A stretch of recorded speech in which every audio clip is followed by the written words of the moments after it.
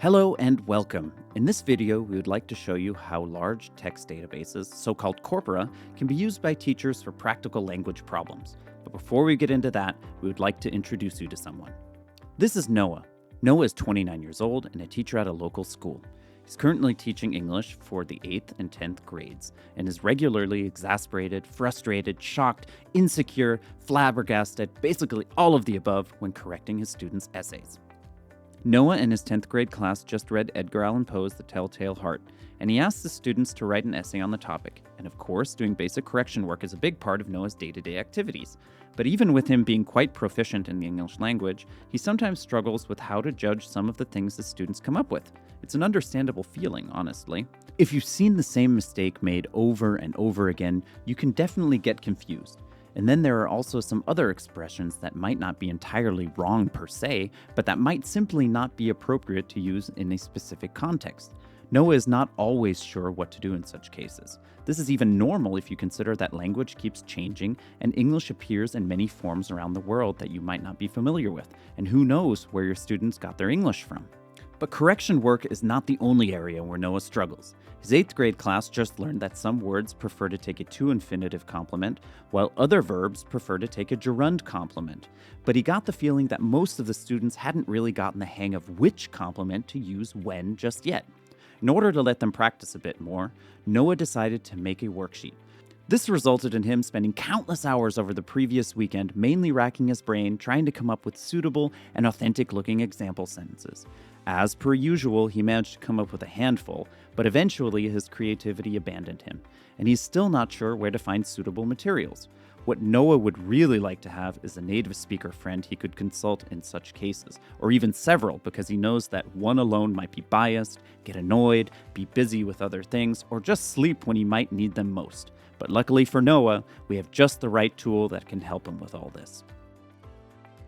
If you're an English teacher struggling with issues similar to Noah's, you've come to the right place.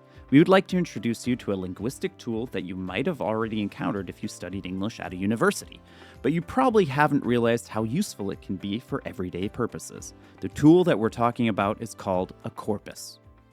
Corpora are large databases of written or spoken texts that are gathered and organized for the purposes of studying a language. Think of them as big digital libraries or text collections filled with examples of how words and sentences are used by native speakers in real life.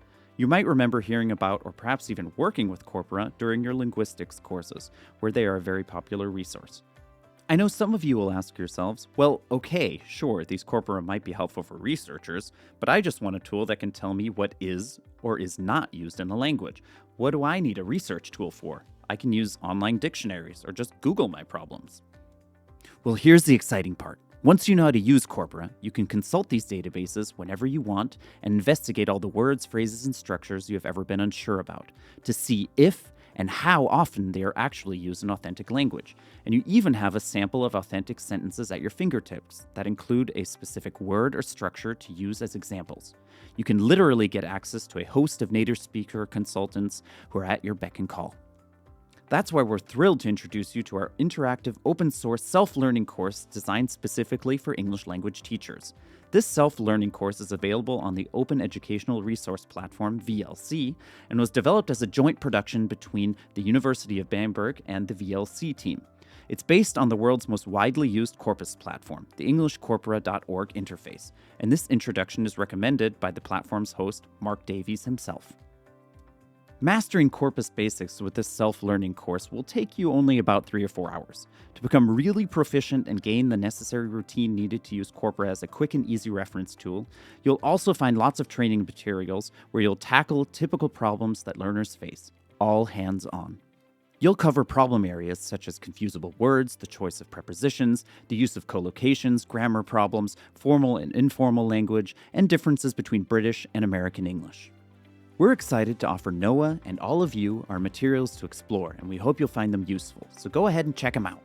We're also currently working on an add-on course that will show you how to use new AI-powered tools such as ChatGPT or DeepL Write as an alternative, or rather as a complement, to corpora and compare these AI tools with our corpus findings to see which tool performs best. So stay tuned.